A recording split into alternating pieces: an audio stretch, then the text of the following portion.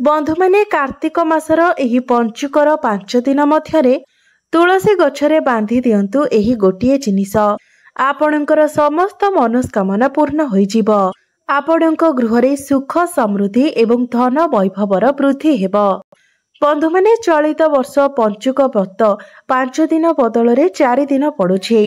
चलित वर्षर पंचुक बहुत खास अटे, कारण एही पंचुकरे दुर्लभ महासंजोग बनिबाकु जाउअछि। अनेक प्रकारर शुभ जोगर निर्माण हेबाकु जाउअछि। एही पंचुकरे संपूर्ण 62 प्रकारर शुभ जोगर निर्माण हेबाकु जाउअछि। लक्ष्मी जोग, आयुष्मान जोग, अमृत सिद्धि जोग, एहीपरि 62 प्रकारर शुभ जोगर निर्माण हेबाकु जाउअछि। एवं एही शुभ संजोगरे आपण तुलसी गछरे बांधी दियंतु एही गोटिए जिनिस। आपणको पूरा कार्तिक मासर पुण्य फल प्राप्ति हेब एवं आपणकर समस्त मनोस्कामना मध्य पूर्ण होइजिब। बंधु माने आमर 12 मास मध्यरे जेते कोटी श्रेष्ठ मास रहिअछि, सेथि मध्यरु कार्तिक मास अन्यतम अटे। बंधु माने एही कार्तिक मासटी हेउछि प्रभु श्रीहरिंकर सबुठारु प्रिय मास। एही कार्तिक मासर जेउ शेष 5 दिन होइथाए ताहाको पंचुक व्रत माना जाए। पंचुक व्रत देवोत्थापन एकादशी ठारू आरंभ होई कार्तिक पूर्णिमा पर्यंत चली थाए एवं देवोत्थापन एकादशी दिन प्रभु श्रीहरि विष्णु निद्रा भंग करिथांती एवं सेही दिन ठारू श्रीहरि विष्णु जाग्रत होइथांती। बंधु माने पंचुकर एही 5 दिन मध्यरे मां लक्ष्मी स्वयं निजे तुलसी गछरे विराजमान रहिथांती। सेथिपाई कार्तिक मासरे तुलसी गछर पूजनर महत्व बहुत अधिक रही थाए। आपण माने जदि संपूर्ण मास सारा कोनोसी व्रत रखी नाहंती, कोनोसी पुण्य कार्य करि नाहंती, काहाकु दान दक्षिणा देई नाहंती, तेबे एही पंचुकर 5 दिन रे तुलसी रे बांधी दियंतु एही गोटिए जिनिस। संपूर्ण मासटीर पुण्यर फल आपणको प्राप्ति हेब। एहा सहित भगवान श्री विष्णु एवं मां लक्ष्मीकर कृपा मध्य आपणको प्राप्ति हेब। तेबे आसंतु जानिबा कार्तिक मासर एही पंचुकर 5 दिन मध्यरे तुलसी गछरे केउ जिनिस बांधी देबा द्वारा पूरा वर्षर पुण्य फल आपणको प्राप्ति होइथाए। आपणकर समस्त मनोस्कामना पूर्ण होइथाए एवं तुलसी को छुई केउ मंत्र जप करिबा द्वारा आपणको गृहरे सुख समृद्धि एवं धन वैभवर वृद्धि होइथाए। तेबे एहा पूर्वरु जदि आपण श्री विष्णु एवं मां लक्ष्मी को प्रकृतरे श्रद्धा एवं भक्ति करुथांती, तेबे कमेंट बॉक्स रे जय श्री विष्णु जय मां लक्ष्मी निश्चय लिखंतु एवं वीडियोटी को लाइक करे चैनल टी को सब्सक्राइब कर दियंतु। बंधु माने आमर हिंदू धर्म रे तुलसी गछर पूजार बहुत बेसी महत्व रहिछि, कारण तुलसी गछ को मां लक्ष्मीकर प्रतीक माना जाय थाए। आज आमे जानिबा तुलसी गछर किछि चमत्कारी गुण विषय। बंधु माने गरुड़ पुराण, स्कंध पुराण, पद्म पुराण एवं भविष्य पुराण रे तुलसी गछर अनेक विशेषता विषय वर्णना करा जाइछि। प्रचलित ग्रंथ अनुसार समुद्र मंथन समय जो अमृत पृथ्वी पृष्ठरे पड़िथिला, सेहिथिरु ही तुलसी गछर उत्पत्ति होइथिला एवं ब्रह्मदेव एही तुलसी गछ को भगवान विष्णु को समर्पण करिथिले। बंधु माने एही तुलसी गछटी प्रत्येक हिंदू धर्मर लोकमानंकर अगणारे शोभा पाई थाए। एमिति कोनोसी हिंदू व्यक्ति नथिबे जहार अगणारे तुलसी गछ नथिबो। एवं आमे प्रत्येक दिन सकाळे प्रथमे तुलसी गछर ही दर्शन करिथाउ। तेबे बंधु माने आजिरो एही भिडियो रे मु आपण माननकु तुलसी गछर एक एपरि उपाय विषय कहिबाकु जाउछि जहा 24 घंटारे आपणकर भाग्य को बदलाई देई पारे। आपणक जीवन रे चलीथिबा सबु प्रकारर समस्या एवं जदि आपणक उपरे तंत्र मंत्र किंबा कला जादूर कोनोसी प्रभाव रही थाए, तेबे ताकु मध्य मां तुलसी भांगी देई पारंती एवं एही तुलसी गछ द्वारा ही आपणक जीवन रे चलीथिबा जे कोनोसी समस्या हेउ, ग्रह बाधा हेउ किंबा विवाह जनित कोनोसी असुविधा हेउ, सेही प्रत्येक जिनिसर समाधान हो जाय थाए। तुलसी केवल गोटे गछ नुहे बंधु माने, आमर सनातन धर्म रे तुलसी गछ को आमे मार स्थान देई थाउ। जेमिति गंगा नदी को आमे मां कहि थाउ, गाय को आमे गोमाता कहि थाउ, सेहीपरि तुलसी गछ को तुलसी माता बा मां वृंदावती बोली कुहा जाय थाए। तुलसी गछरे साक्षात भगवान विष्णु एवं मां लक्ष्मीकर वास होई थाए।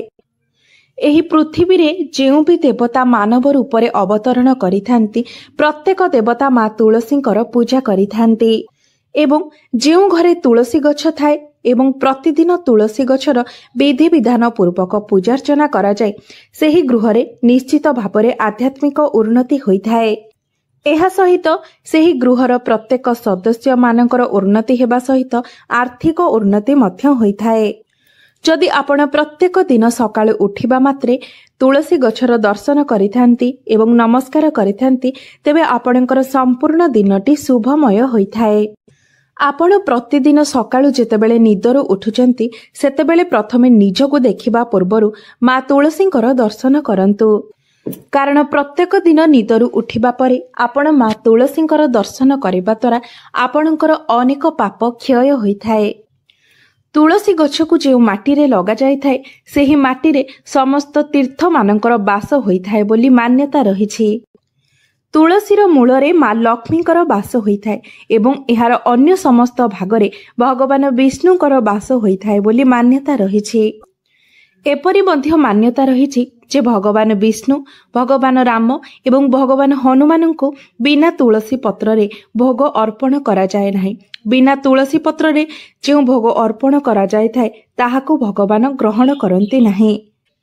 ଏପରି ମାନ୍ୟତା ରହିଛି ଯେ ଯେଉଁ ଗୃହର ଅଗଣାରେ ତୁଳସୀ ଗଛ ଲାଗିଥାଏ ଏବଂ ତୁଳସୀ ଗଛ ହରାଭରା ରହିଥାଏ ସେହି ଗୃହକୁ କେବେ ବି ରୋଗ ବ୍ୟାଧି ପଶି ପାରିନଥାଏ। ଯେଉଁ ଗୃହରେ ଏହି ତୁଳସୀ ଗଛକୁ ସଠିକ୍ ଦିଗରେ ଲଗାଯାଇଥାଏ ଏବଂ ସଠିକ୍ ଭାବରେ ପୂଜା କରାଯାଏ ସେହି ଗୃହକୁ କେବେ ବି ବାସ୍ତୁ ଦୋଷ ଲାଗିନଥାଏ।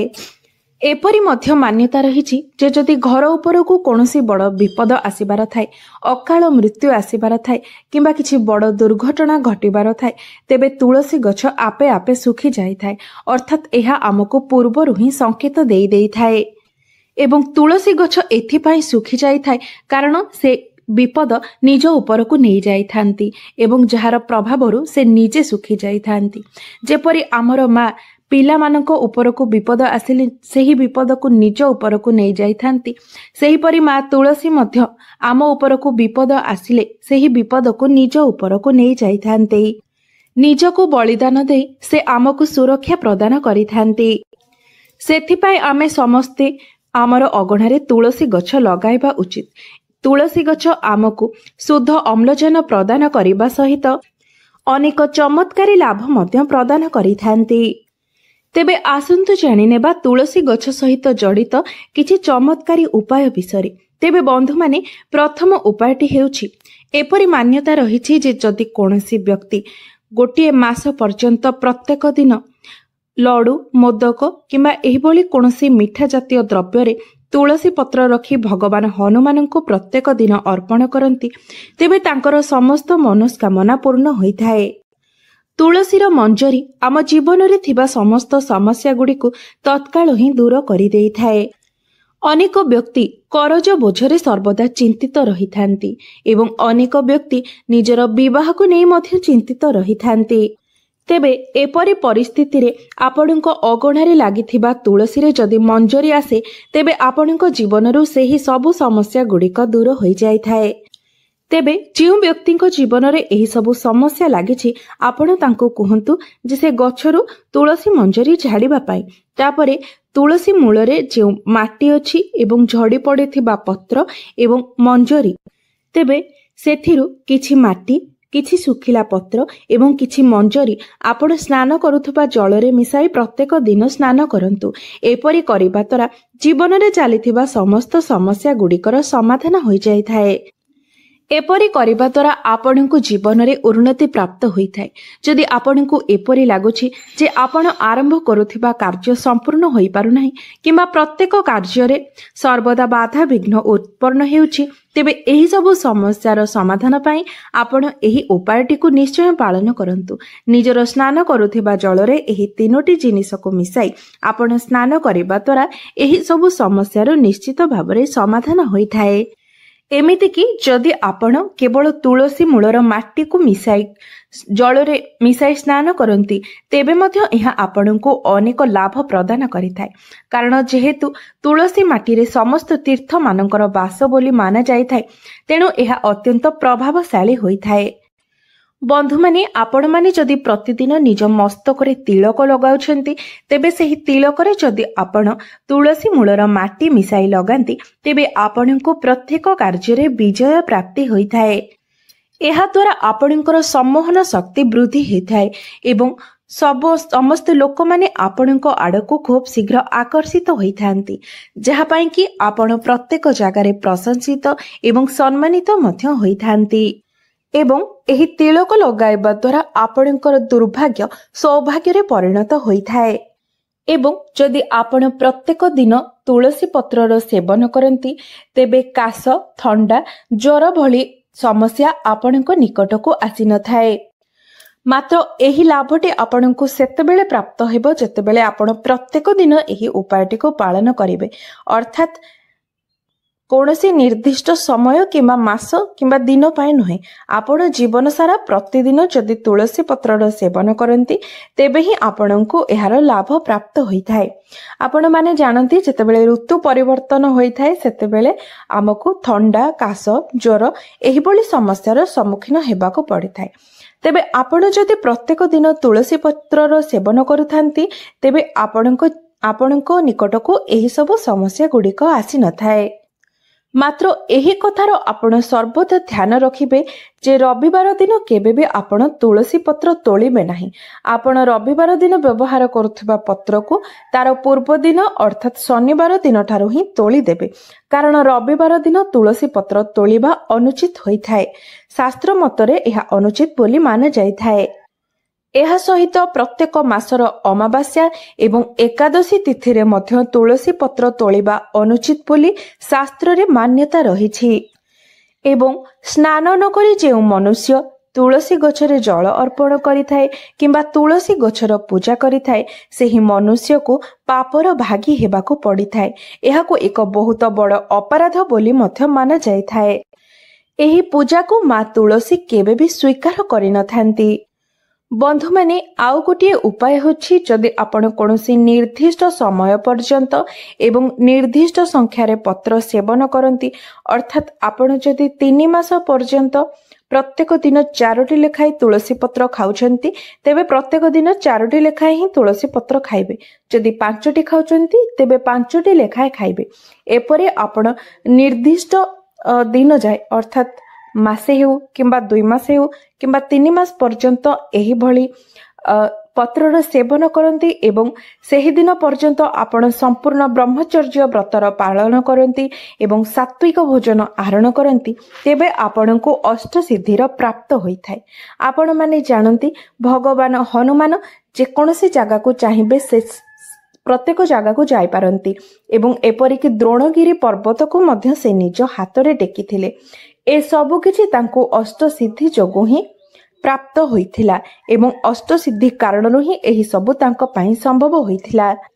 एही संसार रे एमिति अनेक पुण्यात्मा रहिछंती जेउ माननकु एही अष्ट सिद्धिर प्राप्ति होइछि। तेबे आपण जदि निर्धारित संख्यारे प्रत्येक दिन तुलसी पत्रर सेवन करती तेबे आपणको मध्य सिद्धि प्राप्ति होइथाए। बंधु माने किछि एपरि व्यक्ति थांती जेउ मानक उपरे सर्वदा भूत प्रेत किंबा कोनोसी नकारात्मक शक्तिर प्रभाव रहिथाए एवं एपरि किछि व्यक्ति थांती जेउ मानक नजर मध्य खराब होइथाए। सेमानक नजर कारणरो मध्य आम जीवन रे अनेक समस्या उत्पन्न होइथाए। तेबे आपण जदि एही सबु नकारात्मक शक्ति एवं खराब नजररू बंचिबा पई चाहुथांती तेबे तुलसी गछर चेर को आपण जदि तंबार ताबिज रे भर्ती करी लाल सूतारे बांधी निज गळारे किंबा बाहुरे धारण करंती तेबे आपणको उपरे कोनोसी नकारात्मक शक्ति किंबा खराब नजरर प्रभाव पड़ी न थाए। बंधु माने जदि आपणको आपणकर भाग्य साथ देउ नाही सर्वदा प्रत्येक कार्य रे आपणको असुविधार सामना करबाको पडुछि एवं प्रत्येक कार्य रे आपणको विफल हेबाको पडुछि एवं प्रत्येक क्षेत्र रे निराशा लागि रहुछि। एमिति कि आपणकर निज परिवारर लोक माने मध्य आपणको ठारू दूरेई जाउछंती, शत्रु भली व्यवहार करूछंती। तेबे आपण तुलसी पत्रर माला बनाई 21 दिन पर्यंत प्रभु हनुमानंकर फोटो किंबा मूर्ति रे एवं प्रभु श्रीरामंकर फोटो एवं किंबा मूर्ति रे आपण 21 दिन पर्यंत एही तुलसी पत्रर माला अर्पण करंतु। ଏହି ଉପାୟଟି ପାଳନ କରିବା ଦ୍ୱାରା ଆପଣଙ୍କ ଜୀବନରେ ଚାଲିଥିବା ଏହି ସମସ୍ତ ସମସ୍ୟା ଗୁଡ଼ିକର ସମାଧାନ ହୋଇଯାଇଥାଏ। ଗୋଟିଏ ସପ୍ତାହରେ ହିଁ ଆପଣ ଏହାର ଫଳ ଦେଖିବାକୁ ପାଇପାରିବେ। ବନ୍ଧୁମାନେ, ଏବେ ମୁଁ ଆପଣଙ୍କୁ ଯେଉଁ ଉପାୟଟି ବିଷୟରେ କହିବାକୁ ଯାଉଛି ତାହାକୁ ଆପଣ ପଞ୍ଚୁକରେ କରିପାରିବେ କିମ୍ବା କୌଣସି ବି ଗୁରୁବାର ଦିନ ଆପଣ ଏହି ଉପାୟଟିକୁ କରିପାରିବେ। ଭଲ ଦିନରେ କରାଯାଇଥିବା ଏହି ମହା ଉପାୟ ଆପଣଙ୍କ ଘରକୁ ଧନ ଧାନ୍ୟରେ ଭରିଦେବ।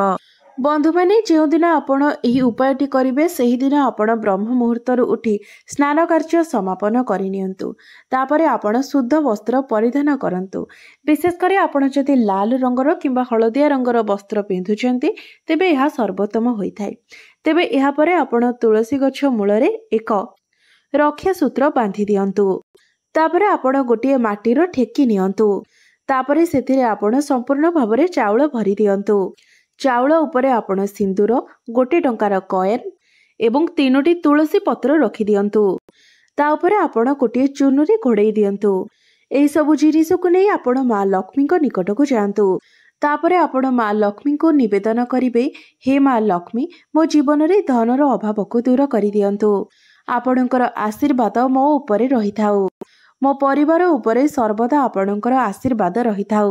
ତାପରେ ଏହି ମାଟି ହାଣ୍ଡିକୁ ନେଇକି ଆପଣ ନିଜର ଧନ ରଖୁଥିବା ସ୍ଥାନରେ ରଖିଦିଅନ୍ତୁ। ଦେଖିବା ଆପଣଙ୍କୁ ନିଶ୍ଚିତ ରୂପରେ ମା ଲକ୍ଷ୍ମୀଙ୍କର କୃପା ପ୍ରାପ୍ତି ହେବ। ବନ୍ଧୁମାନେ, ମାନାଯାଇଥାଏ ଯେ ମା ଲକ୍ଷ୍ମୀ ହିଁ ତୁଳସୀର ଦ୍ୱିତୀୟ ରୂପ ଅଟନ୍ତି। ଯଦି ଆପଣ ମା ଲକ୍ଷ୍ମୀଙ୍କୁ ପ୍ରସନ୍ନ କରିଦିଅନ୍ତି ତ ଆପଣମାନେ ଭଲ ଭାବରେ ଜାଣନ୍ତି ଯେ ଆପଣଙ୍କ ଜୀବନରେ କେବେ ବି ଧନର ଅଭାବ ହେବ ନାହିଁ। ତ ଏହି ଉପାୟଟିକୁ ଆପଣ ପଞ୍ଚୁକର ଏହି 5 ଦିନ ମଧ୍ୟରେ ଅବଶ୍ୟ କରନ୍ତୁ। ବନ୍ଧୁମାନେ, ପଞ୍ଚୁକ ମଧ୍ୟରେ ଗୋଟିଏ ଗୁରୁବାର ନିଶ୍ଚିତ ପଡୁଛି। ତ ଏହି ଗୁରୁବାର ଦିନ ଆପଣ ଏହି ଉପାୟଟିକୁ ପାଳନ କରିନିଅନ୍ତୁ। ବନ୍ଧୁମାନେ, ତୁଳସୀର ମହତ୍ତ୍ୱ ବିଷୟରେ ଆପଣମାନେ ସମସ୍ତେ ଭଲ ଭାବରେ ଜାଣିଥିବେ। ମାତ୍ର ଅନେକ ବ୍ୟକ୍ତି ତୁଳସୀ ଗଛକୁ ନିଜ ଘରେ ରଖି କିଛି ଭୁଲ କରିଦେଇଥାନ୍ତି, ଯାହାଫଳରେ ତୁଳସୀ ପୂଜନର ଫଳ ସେମାନଙ୍କୁ ମିଳିନଥାଏ। ବନ୍ଧୁମାନେ, ଯଦି ଆପଣଙ୍କ ଘରେ ଗୋଟିଏରୁ ଅଧିକ ତୁଳସୀ ଗଛ ରହିଛି ତେବେ ଏହା ବହୁତ ଶୁଭ ହୋଇଥାଏ। ମାତ୍ର ମନେ ରଖିବେ, ସବୁବେଳେ ଆପଣ ନିଜ ଘରେ ବିଷମ ସଂଖ୍ୟାର ତୁଳସୀ ଗଛ ରଖିବା ପାଇଁ ଚେଷ୍ଟା କରିବେ, ଅର୍ଥାତ୍ ଅଯୁଗ୍ମ ସଂଖ୍ୟାର ତୁଳସୀ ଗଛ ରଖିବା ପାଇଁ ଚେଷ୍ଟା କରିବେ। ବନ୍ଧୁମାନେ, ମନେ ରଖନ୍ତୁ, ତୁଳସୀ ଗଛ ନିକଟରେ କେବେ ବି ଶିବଲିଙ୍ଗ କିମ୍ବା ଗଣେଶଙ୍କର ପ୍ରତିମା ରଖିବେ ନାହିଁ। ଏହା ଆପଣଙ୍କର ବିନାଶର କାରଣ ହୋଇଥାଏ। ନିୟମିତ ତୁଳସୀ ମୂଳରେ ଦୀପ ଜାଳିଲେ ଆପଣଙ୍କୁ ଅନେକ ପୁଣ୍ୟ ଫଳ ପ୍ରାପ୍ତି ହୋଇଥାଏ। ବନ୍ଧୁମାନେ, ଶାସ୍ତ୍ର ମତରେ ଆପଣ ଯଦି ତୁଳସୀ ସହିତ ମା ଲକ୍ଷ୍ମୀଙ୍କର କୃପା ମଧ୍ୟ ପ୍ରାପ୍ତି କରିବା ପାଇଁ ଚାହୁଁଥାନ୍ତି ତେବେ ତୁଳସୀ ଗଛ ପାଖରେ ଆପଣ କଦଳୀ ଗଛ ନିଶ୍ଚିତ ଭାବରେ ଲଗାନ୍ତୁ। କାରଣ ତୁଳସୀ ଗଛ ଯେପରି ମା ଲକ୍ଷ୍ମୀଙ୍କର ସ୍ୱରୂପ ହୋଇଥାଏ ସେପରି କଦଳୀ ଗଛ ଶ୍ରୀ ବିଷ୍ଣୁଙ୍କର ସ୍ୱରୂପ ହୋଇଥାଏ। ତେଣୁ ତୁଳସୀ ଗଛ ଏବଂ କଦଳୀ ଗଛକୁ ପାଖାପାଖି ଲଗାଇବାର ଅର୍ଥାତ୍ ମା ଲକ୍ଷ୍ମୀ ଏବଂ ଭଗବାନ ବିଷ୍ଣୁ ଉଭୟଙ୍କର ଆଶୀର୍ବାଦ ଆପଣଙ୍କୁ ପ୍ରାପ୍ତି ହୋଇଥାଏ।